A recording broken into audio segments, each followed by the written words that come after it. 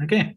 तो माया जाल, हम लोग शुरू से क्या कर रहे हैं, एक शब्द जो बार बार हमारे सामने आ रहा है वो है माया जाल। यानी एक तरफ हम सीखते हैं कि दुनिया को कैसे जीते हैं, एक तरफ हम सीखते हैं कि दूसरों को पीछे कैसे छोड़ें, एक तरफ हम सीखते हैं कि बिजनेस कैसे करें, अपना प्रोडक्ट कैसे बेचें। ये सब कुछ सीख रहे हैं, लेकिन हमें साथ में ये भी पता है कि ये सब माया है। समझे? मैं तुम्हें एक बड़ा अच्छा मजाक बताता हूँ, बड़ा एक बड़ी मजेदार चीज कहता हूं मैं तुमसे। ये जो भारत है ना, इसमें अगर कोई इंसान ये कहे कि मुझे पढ़ने का मौका नहीं मिला, तो ये सबसे बड़ा झूठ है। जैसा मैंने सरस्वती साधना की शुरुआत में एक बात कही, जैसा मैंने सरस्वती साधना की पहली लाइन में ही यही चीज कही कि भारत गुरुओं और शिष्यों का देश है। ऐसा नहीं कि यहां पर कुछ लोग गुरु होते हैं, यहां हर कोई गुरु है। हमारे देश की सभ्यता है, जो हमारे देश की संस्कृति है, वो ऐसी है कि पढ़ाई अगर कोई करना चाहता है, मेरी बात को बड़े गौर से सुनना, अगर तुम पढ़ना चाहते हो तो भारत दुनिया की इकलौती ऐसी जगह है, I repeat my self, Bharat दुनिया की इकलौती ऐसी जगह है जिसको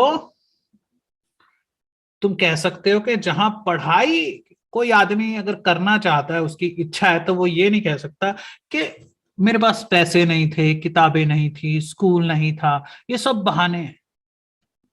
रामानुजम के समय में कोई स्कूलों की लकीरें थोड़ी लगी हुई थी। भारत देश में ऐसे ऐसे लोग पढ़े हैं। अब एपीजे अब्दुल कलाम साहब थे, वो अखबार बांटते थे, 9 साल 8 साल की उम्र में, 10 साल तक वो अखबार बांटते थे। ये देश बड़ा कमाल का है। तुम्हें समझ में नहीं आएगा, किसी पाकिस्तानी से पूछना, किसी बांग्लादेशी से पूछना, क्योंकि वो लोग जब भारत की तरफ देखते हैं और वो कहते हैं तुम लोग कितने इंटेलिजेंट हो। और उनकी छोड़ो, दुनिया भर में, इंग्लैंड, अमेरिका, हर कहीं एक बात मानी जाती है कि भारतीय बड़े इंटेलिजेंट होते हैं, मैथमेटिक्स बड़ी जबरदस्त होती है, फिजिक्स बड़ी जबरदस्त होती है, इन लोगों की समझ बड़ी अच्छी होती है, इन्हें जानकारी बड़ी अच्छी होती है, इनकी हिस्ट्री के ऊपर बड़ी अच्छी पकड़ होती है। और जो बातें इंडियंस दुनिया में जाकर और दुनिया की यूनिवर्सिटीज में कर रहे होते हैं, वहां के लोग बड़े लापरवाह हैं। वो तो लग जाते हैं ऐशो आराम करने में, मस्तियां कर ली, सेक्स कर लिया, घूम लिए, थोड़ा सा पढ़ लिया, पढ़ते पढ़ते निकल गए पहाड़ों में, वापस ही नहीं आए।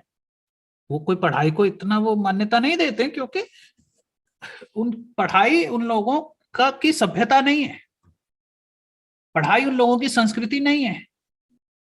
मैं इस बात पर बिल्कुल विश्वास करने को तैयार नहीं हूं कि भारत में एक बच्चा, भिखारी का बच्चा, फुटपाथ के किनारे बैठा और उसे उसका पढ़ने का दिल करे, और उसको 4 किताबें ही ना कहीं मिले हैं, कोई टीचर बोले चल चल, है ना, ऐसा दिखाते हैं ना फिल्मों में, पागल। सच ये है कि तुम पढ़े ही नहीं।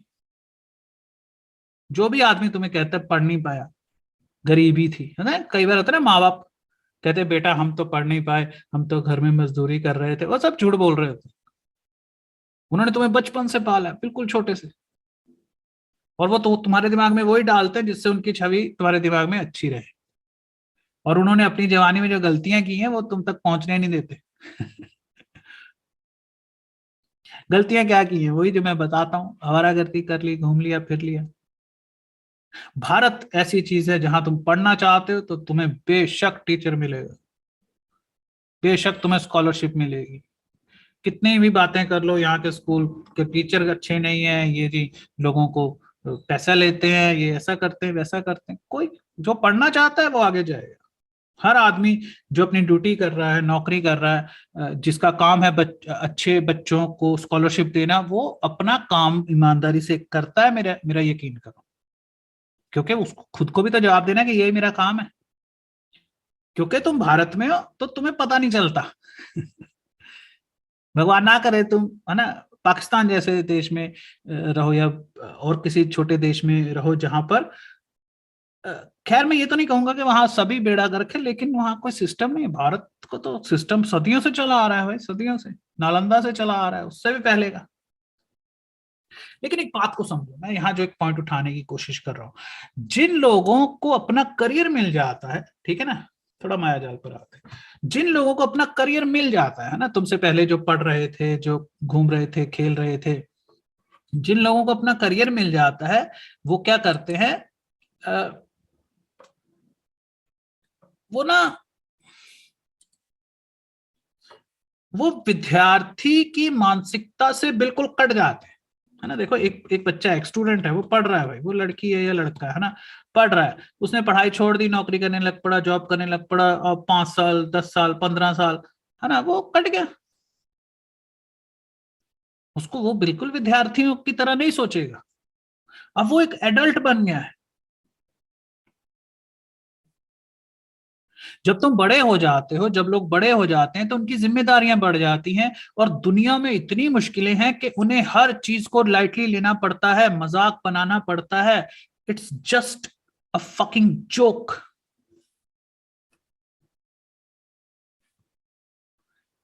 तुम्हें इस चीज को समझना होगा, इट्स जोक। अगर तुम इस चीज को नहीं समझोगे तो तुम हर कहीं मार खाओगे। इसको बड़े ध्यान से सुनो। वो वो बड़े लोग हो चुके हैं, वो अपनी जिंदगी जी रहे हैं, बच्चे पैदा कर रहे हैं, उनको थोड़ी कोई परवाह है कि बच्चों पे क्या असर पड़ेगा, है ना, अगर हम गाने ऐसे बनाएंगे। अरे वो एडल्ट हो चुके हैं, भोजपुरी गाने तुमने देखे, मेरी बातें सुनो, सीरियसली जो मैं कह रहा हूँ, गीत और गंदे होने चाहिए, उसमें पूरे इंटरकोर्स के बारे में बात होनी चाहिए, जो होती भी है, लेकिन तुम्हारे गीत थोड़े कम गंदे हैं। अगर तुम थोड़ा पुराने चले जाओ, है ना, भारत में पुराने पुराने गाने निकाल निकाल के सुनो, कुछ बिल्कुल प्रादेशिक भाषाओं में होते हैं, बिल्कुल ही देसी गाने होते हैं, और वो सीधे गंदे गंदे गाने होते हैं। क्योंकि गीत संगीत नाचना ये मन को हल्का करता है, ये बड़े लोग। अब तुम्हें क्या लगता है, जो मतलब वो ये थोड़ी सोचते हैं गाना बनाते वक्त के बच्चों पर बुरा असर पड़ेगा, बच्चों की ऐसी की तैसी, इनको सालों को हम ही ने पैदा किया है, हम ही खिला रहे हैं, बोलना सिखा रहे हैं, हैं? इनकी तुम्हें लगता है कि हमको इन्हीं की परवाह होगी बच्चों की, कि बच्चे बिगड़ ना जाए तो हम अच्छे अच्छे गाने बनाएं, बच्चे बिगड़ ना जाएं तो हम जी ऐसे बंदूक वाले गाने ना बनाएं, खून करने वाले गाने ना बनाएं, या एकदम होता ना सन की आदमी, ऐसे करेक्टर दिखाते ना, थोड़ा पागल, थोड़ा, है ना, सिर फिरा लोग, क्योंकि बच्चों को वो बड़ा अच्छा लगता है कि मैं हूँ सिर फिरा, मैं भी पागल हूँ, मैं भी ऐसा ही करता हूँ। वो ठीक है, वो बच्चों को इंटरेस्टिंग लग रहा होता है, क्योंकि उन्होंने बच्चों के लिए थोड़ी बनाया होता है। बच्चों की कौन परवाह करता है। एक तो मजे लेते लेते पैदा हो जाते हैं, फिर सिर पे मुसीबत बन के घूमते हैं, और बच्चे बिगड़ना जाए, बिगड़ेंगे तो पक्का ही है। तुम कुछ भी कर लो, ये बिगड़ने बिगड़ने। तुम्हें लगता है बच्चों की परवाह कर रहे होते हैं वो? नहीं, ये माया जाल है। यहाँ बड़े हो गए हैं, जब तुम एडल्ट हो जाते हो तो फिर कुछ भी एडल्ट नहीं है।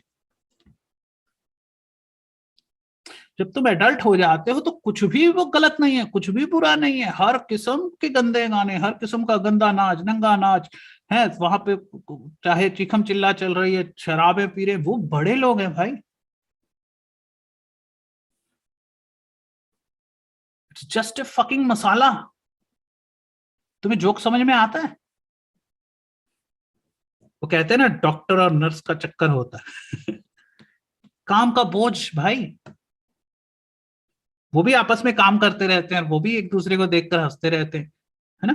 बॉस और सेक्रेटरी का चक्कर, it's a joke. Air hostess और पायलट का चक्कर, वो कई तो कसम खा के कहेंगे होता है, होता है। अरे होता भी हो, उनकी मर्जी है, वो बड़े हैं, काम कर रहे हैं, वो दुनिया चला रहे हैं, दुनिया ही वो चला रहे हैं। और फिर उसके बाद कुछ नहीं होता, ऐसा नहीं होता कि आप एडल्ट हो गए उसके बाद एक और एडल्ट होना होता है। नहीं, आप एडल्ट हो चुके हो, अब आप, आपके लिए और 70-80 साल के बुढ़े के लिए जो चीज, जो चीज 80 साल के या 90 साल के बुजुर्ग के लिए ठीक है, वो 18 साल के बंदे के लिए भी ठीक है, वो कर सकता है, दोनों उस काम को कर सकते हैं। अब कौन ध्यान रखे कि बच्चे ना देख लें, और किसको परवाह है? मुझे परवाह है, क्योंकि मैं इसके पैसे लेता हूं, ये मेरा काम है।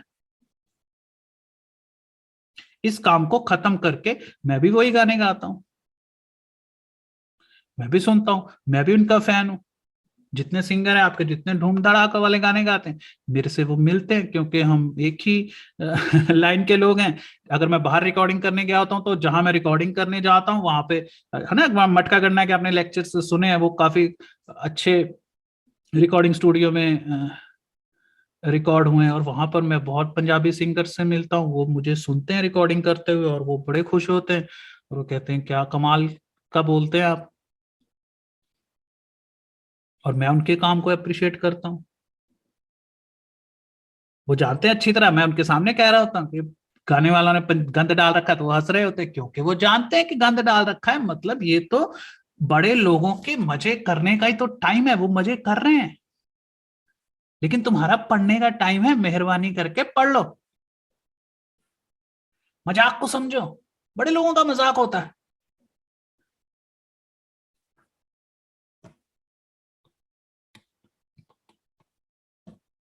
एक काम से हारा हुआ आदमी, या एक रिक्शा चलाने वाला जिसको पुलिस वाले डंडे मारते हैं, वो भूख से परेशान होता है, वो कम खाता है और मार भी खाता है, तो वो जब कोई साउथ इंडियन फिल्म देखता है जिसमें पुलिस वालों को उठा उठा के पटकते हैं, वो उनके लिए है। वो जानते हैं कि हम जो कर रहे हैं वो बस ऐसे ही है, they are having their life.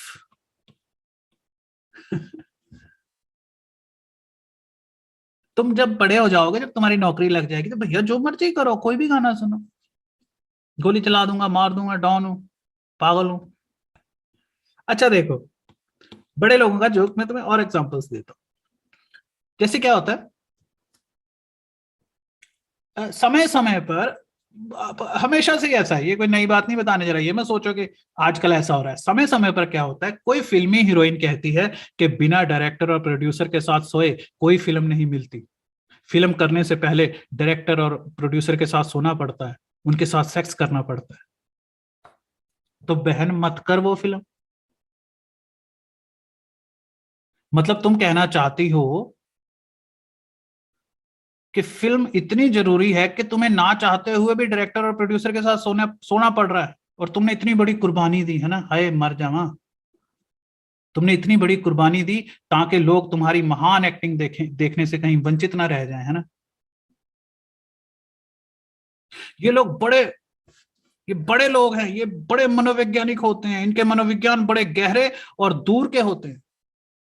ये लोग जानते हैं तुम पहले ये सोचोगे, फिर वो सोचोगे, और उसके बाद वो सोचोगे।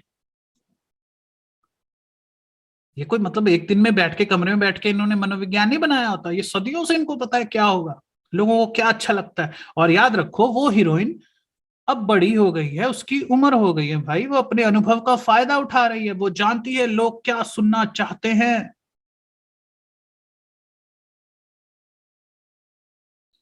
और प्रोड्यूसर्स इतने बड़े व्यापारी होते हैं, मुझे एक बात बताओ, क्या इतने बड़े व्यापारियों में इतनी अकल नहीं होती कि अपने एम्प्लॉय के साथ प्यार मोहब्बत या ब्लैकमेलिंग करना कितनी गलत बात है। मैं तुम्हें समझा रहा हूं, उसे समझो, ये बड़े लोगों की दुनिया है। पहले हाथ जोड़कर आते हैं, फिर धीरे धीरे देखो, पहली बार हाथ जोड़ के कहेंगे गाना सुन लो, हमारी मूवी देख लो प्लीज, सब्सक्राइब कर दो, बाद में ये तिड़ते हैं, बाद में कहते हैं जूते खाने, ऐसा थप्पड़ मारूंगा याददाश्त चली जाएगी। फैंस को ही गालियां दे रहे होते हैं। ये लोग बड़े चालाक होते हैं, इन्हें न्यूज में बना रहना होता है ना, तुम बात को समझ रहे हो। जिन बुड्ढों प्रोड्यूसरों का नाम लगता है कि हीरोइन कहती है जी मैं इसके साथ सोना पड़ा, मुझे उसके साथ सोना पड़ा, नाम तो वो किसी का नहीं लेती है ना। लेकिन मुझे एक बात बताओ, मान लो उसने वो कोई हीरोइन मना कर देती है कि जी मैं तुम्हारे साथ नहीं सोऊंगी जी, मुझे ये फिल्म भी नहीं करनी, तो क्या उसकी कोई इंटरव्यू लेगा? अगर वो कहेगी कि मैंने मना कर दिया था प्रोड्यूसर और डायरेक्टर के साथ सोने के लिए, इसलिए मुझे मूवी नहीं मिली, तो उसकी बात पे कौन यकीन करेगा? जब नाम लगता है तो बुढ़े भी खुश होते हैं कि इस बुढ़ापे में भी हमारा जवान लड़कियों के साथ नाम लग रहा है ना। यहाँ एक मनोविज्ञान को समझो। एक औरत, ठीक है, एक औरत जिसका जो अभी अभी सेक्स करके आई है, समझे, एक औरत जो अभी अभी सेक्स करके आई है, उसका चेहरा ना एकदम हो जाता है गुलाबी। ये आंखें नहीं है वैसे, गालों को गुलाबी कर रहा था, ओके। उसका उसका ना एकदम हो जाता है चेहरा गुलाबी। अच्छा मान लो मैं तुमसे कहता हूँ, ठीक है, मैं तुम लोगों को, हम चार पांच लोग हैं, मैं तुम्हें कहता हूँ अरे अरे उस रूम में ना एक लड़की गई है अभी अभी, और फलाने लड़के के साथ गई है, ये अंदर कर रहे हैं सेक्स। अब अच्छा, अब वो लड़की जैसे ही बाहर आएगी, लोग आज से नहीं, जब से ये दुनिया बनी है तब से ही लोग उस लड़की का फेस देखना चाहते हैं जो अभी अभी सेक्स करके आई। उसका चेहरा लाल हुआ होता है, उसका पूरा फेस ऐसे चमक रहा होता है, स्किन ग्लो कर रही होती है, क्योंकि वो सूजन आ जाती है सेक्स के मजे की वजह से, और वो पूरा फेस में सूजन आ जाती है, और वो सूजन मतलब एकदम ब्लश करता है, वो एकदम स्किन चमक रही होती है, उसकी टाइट हुई होती है स्किन, उसकी खुशी कंट्रोल नहीं हो रही होती, वो हंसना बंद नहीं कर सकती, वो कोई ऐसा नहीं कर सकती। तो इसीलिए भाई साहब दुनिया भर में अलग अलग समाजों में औरत अपना चेहरा ढक के रखने की जो प्रथा है उसको वो पसंद करती है। मैं तुम्हें एक चीज बता दूं, दुनिया में कभी भी मर्दों ने नहीं कहा है औरत को कि चेहरा ढक के रख। औरत का फैशन हमेशा औरत ही तय करती है। लेकिन ये इस दुनिया का रिवाज है कि हर चीज का नाम मर्द का लगा दो, और कोई बात, कोई प्रॉब्लम नहीं है, तुम्हारा नाम लग रहा है लगने दो। औरतें खुद अपना चेहरा ढक के रखती हैं, वो पहले इसलिए ढक कर रखती है कि कभी जरूरत पड़ी तो अचानक ढकूंगी, उससे अच्छा है मैं पहले ही ढक कर रखती हूँ।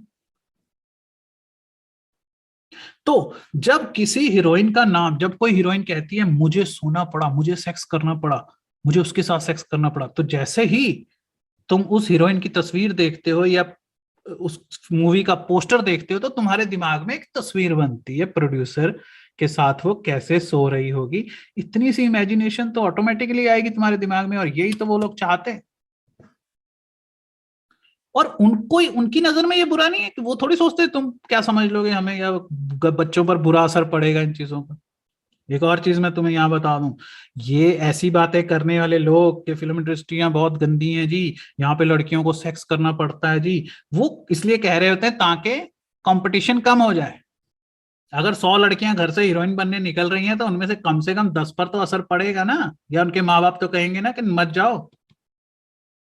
उनके माँ बाप तो कहेंगे ना कि नहीं नहीं बेटा, कुछ भी हो जाए हम तुम्हें हीरोइन नहीं बनने देंगे, क्योंकि किसी ने बकवास कर दी हुई है, किसी बूढ़ी होती है हीरोइन ने। क्योंकि जब हीरोइनें बूढ़ी हो रही होती है ना, फिर वो यहाँ वहां और हाथ मारती हैं पॉलिटिक्स में, किसी और तरीके से, या कहीं से अपने ऊपर नाम लगा के कि मैं कहीं ना कहीं से तो हाईलाइट में आऊं। मैं बुराई नहीं कर रहा हूँ, मैं इतना छोटे दिमाग वाला आदमी नहीं हूँ। वो जो करती है अच्छा करती है। मैं तुम्हें समझा रहा हूँ कि इट्स अ जोक, वो ये उनके लिए एक मजाक है, ये उनके लिए एक मशहूर होने का तरीका है, ये उनके लिए एक खेल है। ये वही मजाक है जिसे मैं शहर के माध्यम से तुम्हें समझाता आ रहा हूँ, ये लगभग वैसा ही है कि गांव वाले मजाक को समझते नहीं है, फीलिंग ले जाते हैं। और मैंने कई बार तुम्हें कहा है कि जितना मीडिया है सब सिटी वाले लोग चला रहे हैं, तो गांव वाले लोग नहीं चला रहे हैं। उन्हें लगता है हम चला रहे हैं, वो नहीं चला रहे हैं, ये सिटी चला रही है। और जिन लोगों के साथ मैं बैठता हूँ वो ऐसे नहीं है कि सिंगर हैं कोई हल्के फुल्के, वो बड़ी छोड़ो, है ना, समझ गए ना तुम, वो बिल्कुल ही ऊपर वाले लोग हैं। वो सिर्फ मनोविज्ञान के साथ खेलते हैं, वो सिर्फ आइडिया के ऊपर काम करते हैं, बाकी उन्हें गाने वाला, लिखने वाला, नाचने वाला, म्यूजिक बजाने वाला सब मिल जाता है उन्हें। वो तो सड़कों पे घूम रहे हैं भाई। वो तो कह रहे हैं काम दो अगर तुम्हारे पास आइडिया है तो। हाँ, वो बैठे बैठे गेम कर रहे हैं, वो बैठे बैठे प्लान बना रहे हैं, वो बैठे बैठे उनको पता है कि कौन कैसी चीजें फैलाई जाएंगी, लोग बेवकूफ बनेंगे, कौन सी भीड़ ज्यादा है, कैसे आवारा बच्चे जिनको कोई काम नहीं है, कोई धंधा नहीं है, कोई पढ़ाई नहीं है, उनको कैसे हम लोग बरगलाएं, अपनी अपने पीछे लगाएं। और मैं तुम्हें रोक रहा हूं, उनको नहीं रोक रहा हूं ऐसे काम करने से, क्योंकि ये तो एंटरटेनमेंट है। After schooling life is a joke.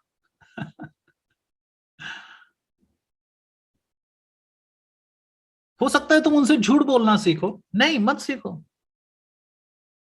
मेरे पास बहुत लोग आते हैं, वो कहते हैं देखो बड़े बड़े लोग झूठ बोलते हैं, उसने झूठ बोला आगे बढ़ गया, उसने झूठ, अरे वो उनका बड़ा स्टेप है, वो विद्यार्थी नहीं है, वो अपना बिजनेस कर रहे हैं, उन्होंने बहुत कुछ दाव पर लगाया है, उन्होंने अपनी बेटी दाव पर लगाई है, वो बड़ा रिस्क ले रहे हैं। हो सकता है उनके बोले गए झूठ से किसी का कोई नुकसान भी ना हो, ऐसा सुनने में लगता है, लेकिन वो ये, ये मत भूलो ना कि वो हीरोइन है। वो है ही तमाशेबाज लोग, वो हैं ही परेशान पागल लोग। उनका काम है लोगों को उकसाना, उनका काम है लोग उनके बारे में बातें करें, चाहे अच्छी करें चाहे बुरी करें, चाहे उनको गालियां दें। और तुमने देखा सारे वेले सारे नल्ले जिनको कोई काम नहीं है फटाफट जवाब देने लगते हैं। जब तुम्हारी नौकरी लग जाएगी तो फिर तुम भी जो मर्जी करो, जितना मर्जी खेलो चीखो चिल्लाओ।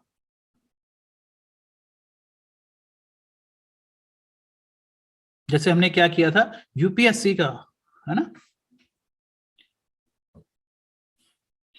ये क्या है भाई?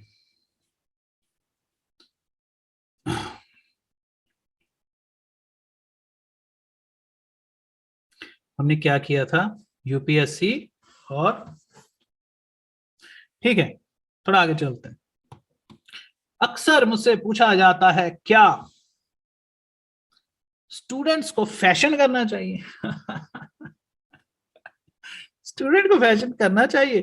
बिल्कुल करना चाहिए। किसको करना है यार? है कोई और? विद्यार्थी जीवन कोई छोटा सा थोड़ी ना होता है। आधा बचपन निकल जाता है, आधी जवानी निकल जाती है। मैंने तुम्हें जो नहीं करना चाहिए वो पिछले लेक्चर में अच्छी तरह बताया है। यहां पर अब मैं तुम्हें एक बड़ी अच्छी चीज बताने जा रहा हूं। आज मैं तुम्हें करवाऊंगा क्लास, है ना। क्लास सुना है ना तुमने बहुत बार।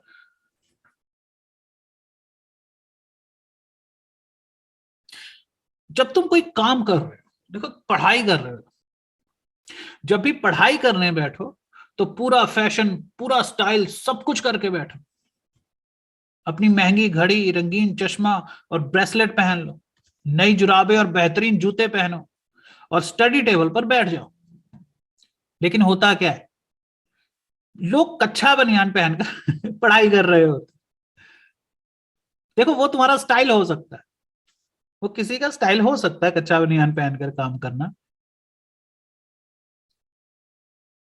लेकिन वो तो यहाँ कहने का मतलब तुम्हें समझ में आएगा। रुको जरा मुझे एक्सप्लेन कर रहे हो। ज्यादातर मामलों में क्या होता है, लोगों ने ना शादी में पहनने के लिए कपड़े रखे होते हैं। अच्छे अच्छे कपड़े रखे होते हैं, अच्छी टी शर्ट, अच्छी जीन्स, अच्छे शूज, अच्छे ये सब कुछ शादी में पहनने के लिए। अरे भाई हर रोज शादी है, ये पूरा जीवन शादी ही है, तुम शादी में ही आए हुए हो।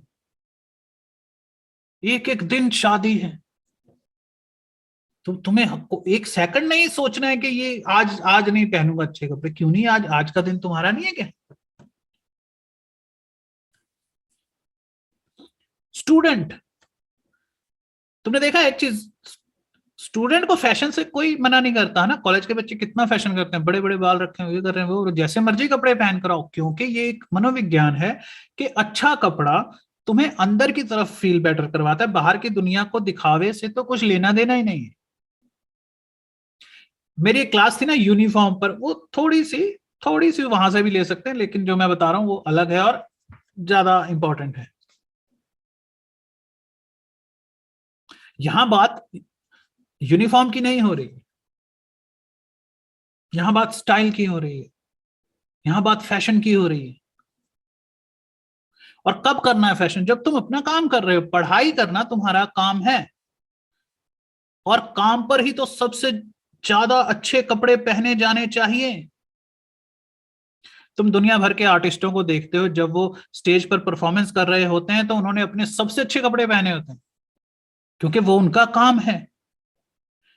एक फुटबॉल खिलाड़ी अपने सबसे फैशनेबल हेयर कट और एटीट्यूड में खेलता है। क्यों? क्योंकि वो उसका काम है। काम से बड़ा ओकेशन क्या होता है बताना? काम सबसे बड़ा ओकेशन है। ये माया जाल है, यहां सब माया है। और इस माया जाल में एक करेक्टर बनो। अगर ये दुनिया एक स्टेज है, स्टेज माया वही एक ही होती है, स्टेज और माया। यानी खेल, जिसमें एक खेल खेला जाता है, वो भी माया है, स्टेज भी माया है। अगर ये दुनिया एक स्टेज है और बाकी लोग भी आपके साथ इस दुनिया में है, तो आपका एक स्टाइल होना चाहिए, आपकी एक क्लास होनी चाहिए, आपका एक फैशन होना चाहिए अलग। और वो तुम्हारे मन पर असर डालता है। चाहे तुम लड़की हो, पूरा तैयार होकर पढ़ाई करो। खैर मेकअप करने की जरूरत नहीं है, ठीक है। अगर तुम्हारा दिल करता है तो करो, मतलब कोई टेंशन ही नहीं है। देखो फैशन साइकोलॉजी में एक चीज क्या मानी जाती है, अगर कोई लड़की हाई हील नहीं पहनती तो वो उस हाई क्लास लाइफ को कैसे जिएगी, वो उस हाई लाइफ को कैसे देख पाएगी जहां तक उसने पहुंचना है। कोई कंपल्शन नहीं है, चप्पलें पहनने वाली भी आईएएस ऑफिसर बनती। लेकिन एक बात है, फैशन, स्टाइल, यूनिफॉर्म वाली क्लासेस में मैंने ये चीज बताई है ना कि लियोनार्डो दा विंची हो गए या बाकी ये बड़े बड़े आर्टिस्ट हो गए या फिजिक्स के महान ज्ञाता हो गए, ये लोग अपना काम करते थे तो बड़े शाही कपड़े पहनकर करते थे, वो कोई ऐसे थोड़ी पेंटिंग बनाने लग पड़ते थे।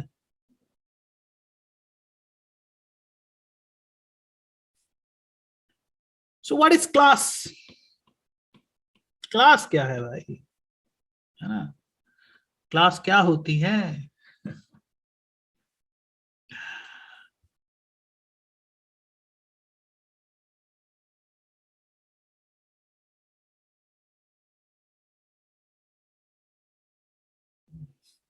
ओके, तो माया जाल, हम लोग शुरू से क्या कर रहे हैं, एक शब्द जो बार बार हमारे सामने आ रहा है, वो है माया जाल। यानी एक तरफ हम सीखते हैं कि दुनिया को कैसे जीते, एक तरफ हम सीखते हैं कि दूसरों को पीछे कैसे छोड़ें, एक तरफ हम सीखते हैं कि बिजनेस कैसे करें, अपना प्रोडक्ट कैसे बेचें। ये सब कुछ सीख रहे हैं, लेकिन हमें साथ में ये भी पता है कि ये सब माया है। समझे? मैं तुम्हें एक बड़ा अच्छा मजाक बताता हूँ, बड़ा